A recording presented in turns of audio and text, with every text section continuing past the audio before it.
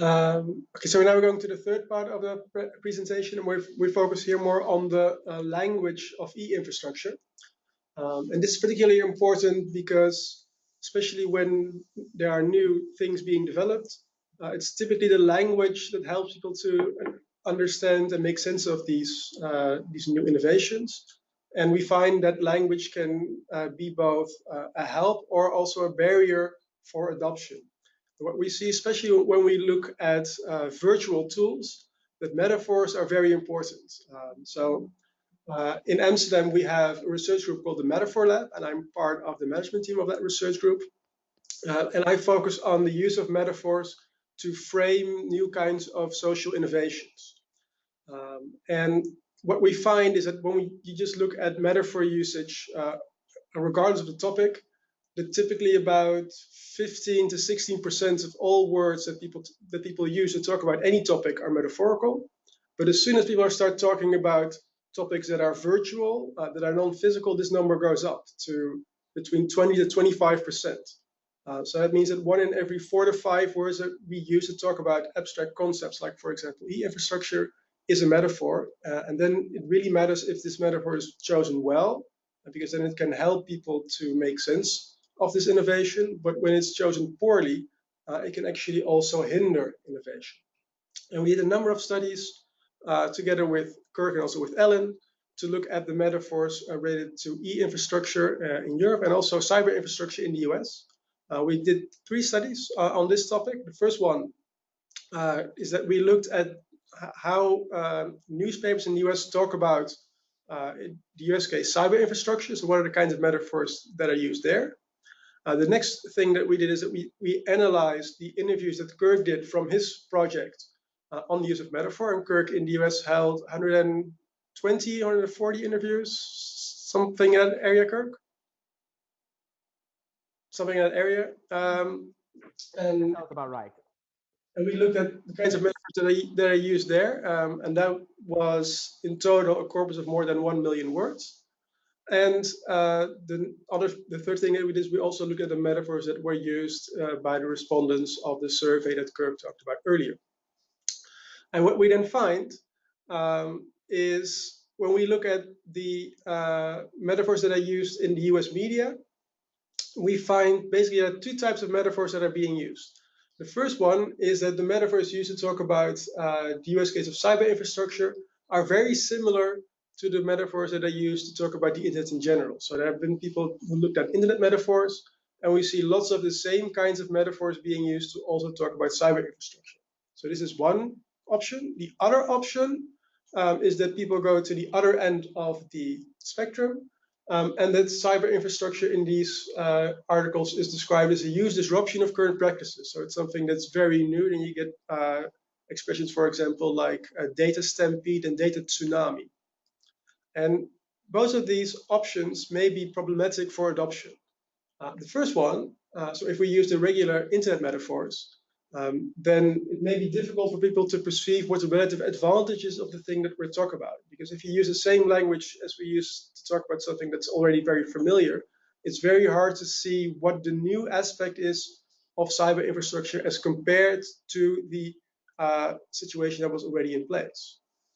The other one, so if we go to the digital disruption case, then it's very difficult, for example, when you look at the criterion of compatibility that Kirk talked about. Because when something is a huge disruption of practices, then it's very difficult to put that into your workflow. So both of these options, both of these language cases may actually hinder adoption. The first one by people not finding it difficult to see what the added advantages of this new innovation. The second one, that the change is too large, that people would become more frightened of it rather than that they would want to integrate it into their current practices. And what's important to mention here is that these are metaphors that are used in the media. And what we also know when we look at how the media talks about especially new innovations is that typically they do a very poor job in describing what actually goes on in the community. And that people in the community talk about these innovations very different ways than the ways that are described in the media.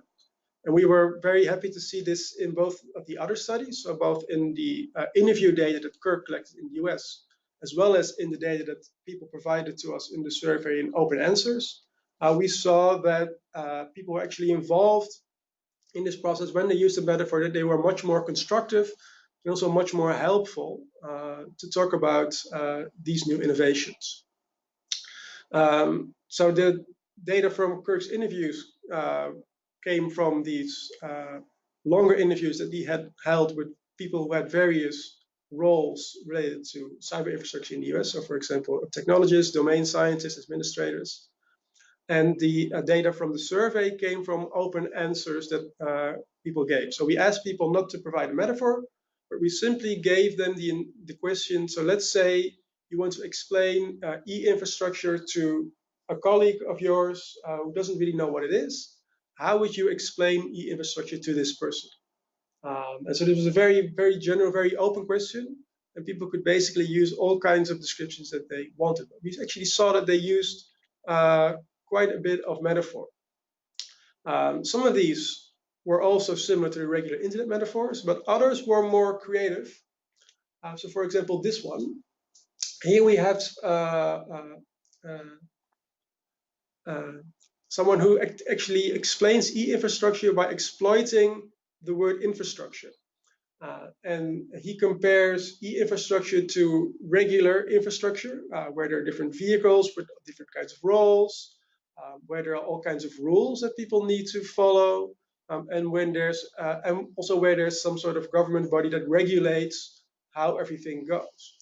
And when you, for example, talk about e-infrastructure with a metaphor like this in the team, then you can explain more what your specific role is in relation to the e-infrastructure as a whole. So for example, are you one of these vehicles?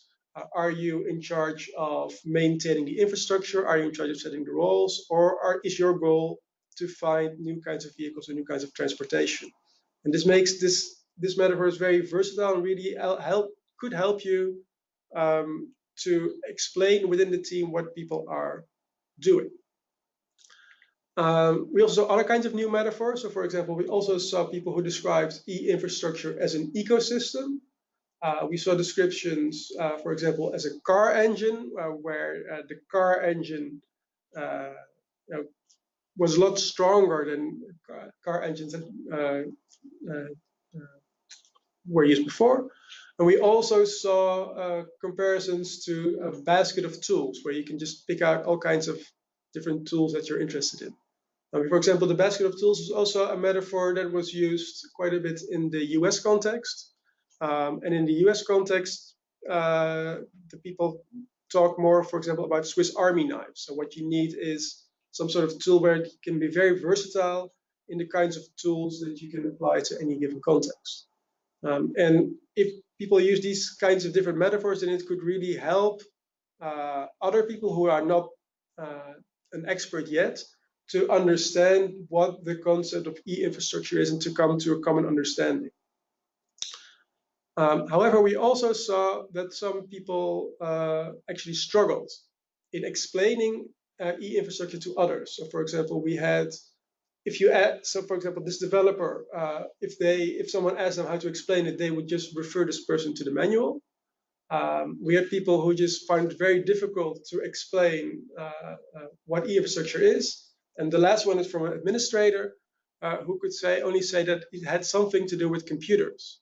And what we find is that if people find it very difficult to verbalize e-infrastructure to themselves and to others, it may be very difficult for a team to come to a common understanding what the kind of tool is that they develop.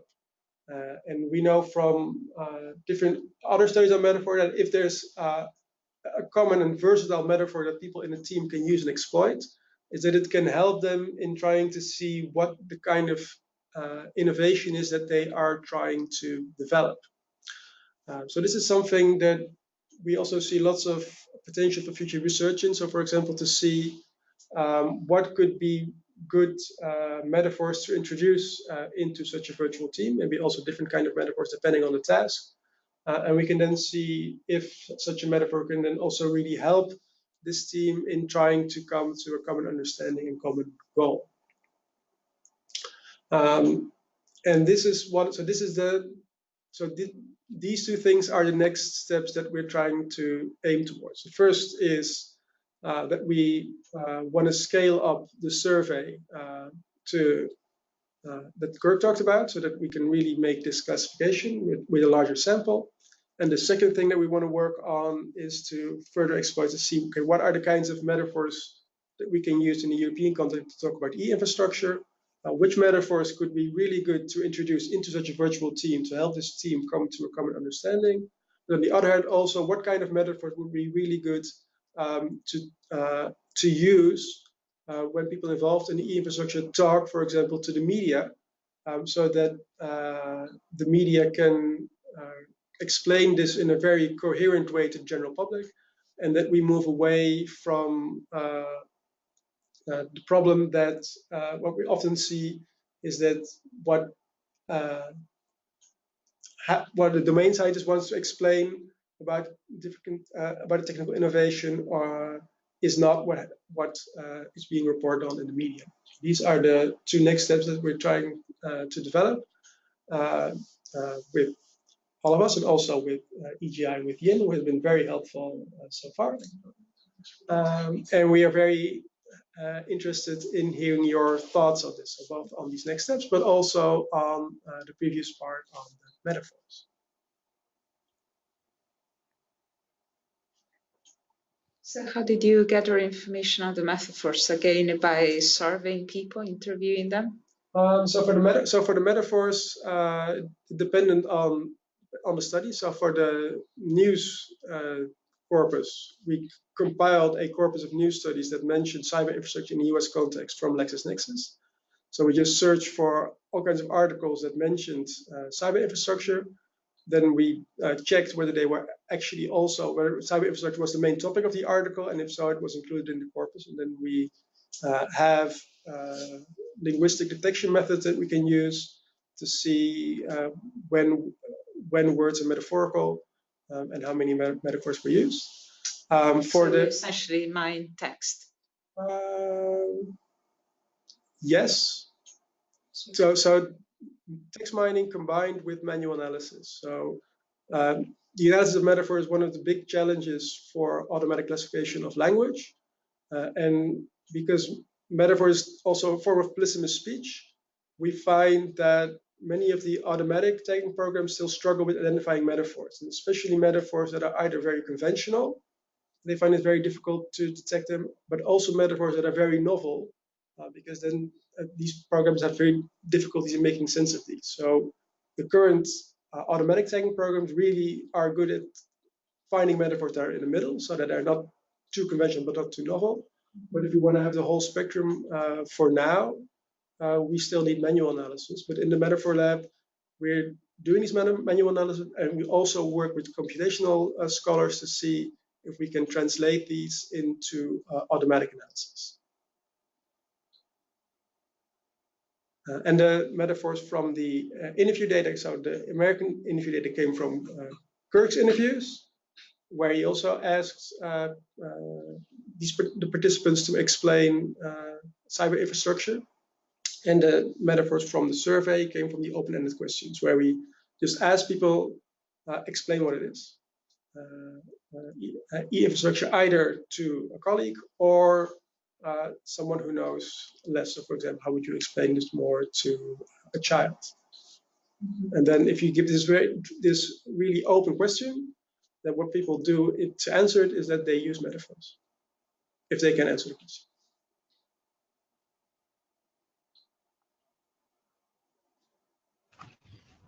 This is Bruce here.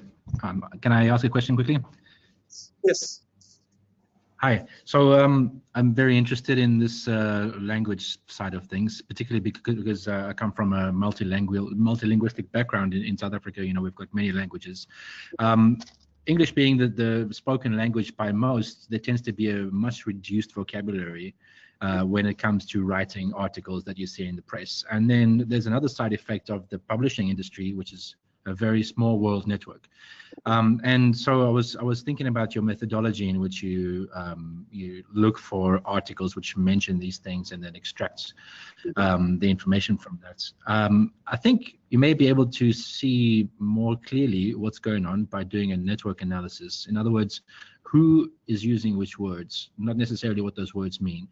And the reason I think that is because these things are not generated organically. It's not as if there's a huge diverse community of people writing about cyber infrastructure. They usually originate in press releases, and those press releases are the result of clear communication campaigns, and there's a very restricted vocabulary in that. Especially, I mean, at least in our case, people always use the same metaphors and similes and so on. So you can almost tell without reading the document who wrote it. And that is, I think, detrimental to the people who are actually building these things, because we don't have strong control over our communications campaigns. And most of the time, the wrong metaphors come out because it's the editors that decide what gets to be written. So they talk about our things in the wrong way, and the users get the wrong impression and so on. So I was just wondering if you had considered taking a different approach and doing a network analysis to see how big the actual network was of people writing about these things, irrespective of what they write about. And then maybe, I don't know, if you have a decent sample size, you can see where the metaphors lie in the network. And I think that might be an interesting thing to do. That would be interesting. So for example, to see if it's typically the same kind of publications that write about cyber infrastructure, or whether these are different kinds of publications, and also which are more central or more peripheral to different subgroups within the network. Is that what you're trying to? Yeah, I think that many metaphors have some sense of social ideology underneath them. In other words, some metaphors are left-leaning and some metaphors are right-leaning. Some emphasize performance and some emphasize community. Some emphasize collective action and some emphasize competition. And you can easily tell who's trying to say what by the words that they use. If the government puts out a statement about the things that they're building, it's usually about, we're trying to increase the productivity of our nation, and that's a competitive thing. But if a research community puts out something, then they say, we're trying to build a community. And it's very interesting to get at the nature of what they're trying to say by just looking at who's writing it. Yes, I agree. I agree with you. The difficulty for particularly metaphor analysis. So I really like this approach and something that we could exploit. But on the other hand, what we also see a lot is that people can reframe metaphors, so that you can, for example, use the same kind of words, but if you use them in a different way, they can mean something very differently, or you can blow up a metaphor, or you can challenge it, which is one of the difficulties that we've seen so far with the network analysis, that if we want to see what the ideology is that's related to the metaphor, this is something that is also really important, but also still very hard to do because of the two issues. The one is the polysemy of language, that you can use the same word either metaphorically or literally, and it means something very differently. But also you can, so for example, if you have the productivity metaphor, then you can also reframe it, you can challenge it, or you can, for example, talk about productivity in different kinds of domains. So productivity in government typically is related to economic productivity, but if you reframe this in a different way, for example, talking about culture, then it could actually also lead to a change in the ideological valence of the metaphor. And we've had examples of the same metaphor with the same words being used for two very different ideologies because the words were just arranged in a different order. So I like the idea, and it's something. So, yeah. Let's also see from what I know from the literature, these could also be issues with the approach. Yeah, I'm in awe of you natural language people, because it's something that I find extremely interesting, but I have no idea how to do it. But I mean, this comes down to, what is the message to the people who are building these things now? In other words, the people like EGI. We need to make sure that what we're doing has all of the good attributes that we saw before, strong community, good tie-in, decent documentation, and so on. What are we supposed to learn from this how can we know that we're communicating or using the wrong metaphors or the right metaphors for that matter? So the question, if you use the wrong metaphor or the right metaphor, to me depends on what the goal of the metaphor is. And it could, for example, be that a metaphor that works really well in a team. So for example, for a virtual organization to make sense of the innovation could be a very different metaphor from a metaphor that would be a good metaphor to use in external communication to different kinds of stakeholders, for example, to the general public. So to me, the question what a good metaphor is would depend on what the goal of the metaphor is, who wants to use the metaphor for which purpose. This is Kurt. If I can jump in real quick, Bruce, that is a very good suggestion. I can share with everybody here briefly what my postdoc and I started to explore here in the US. I think that can definitely be done in the EU context as well with network analysis. So what we want in a new project that we would like to do right now is to actually look at using network analysis to identify who are the opinion leaders. So what we're doing right now is we're actually collecting and downloading conference programs for the XSEDE and PERC conferences in the US. So when multiple presenters, they show up on the same panel, we then draw a link between them. And what we want to do with the data of co-appearance on panels over some number of years is to actually identify the more linkages a subset of people with the rest of the community also means that they have a high degree centrality score because they are more connected to other people in the community through their co-appearance on conference panels in XSEDE and PERC conferences. That means there are the opinion leaders of the field, of the community. And when our goal is to identify who are the opinion leaders, and then we want to target them and to actually interview them for certain opinions of theirs to understand the development of cyber infrastructure or infrastructure. In the case of XSEDE will be in the US. Because similar to what you're saying, who is writing these articles, certain ideas and certain language or word choice may diffuse from the source to other people who continue to spread the same language. What we want to do with what we're doing here in the US is to identify the opinion leaders in the cyber infrastructure community in the US. So because they appear a lot in conferences and they co-appear with other people in the community, their ideas or the way to talk about cyber infrastructure or their work may then become more influential because they just have more airtime and how their ideologies and the metaphors or language used or the ideas can actually spread further. Let me pause. Bruce, Yeah. if you want to respond. Oh no. I just think that this is a double-edged sword because we know how influence can be used both for and against us, Yes. and you need a lot of responsibility when it comes to leveraging these opinions. I think that this should be it should be approached very, very, very carefully. You don't need to go very far to see, if we just change people's opinions, what happens? Well, most of the time, very bad things happen. And I don't think we're immune to that. Very good point. Thank you.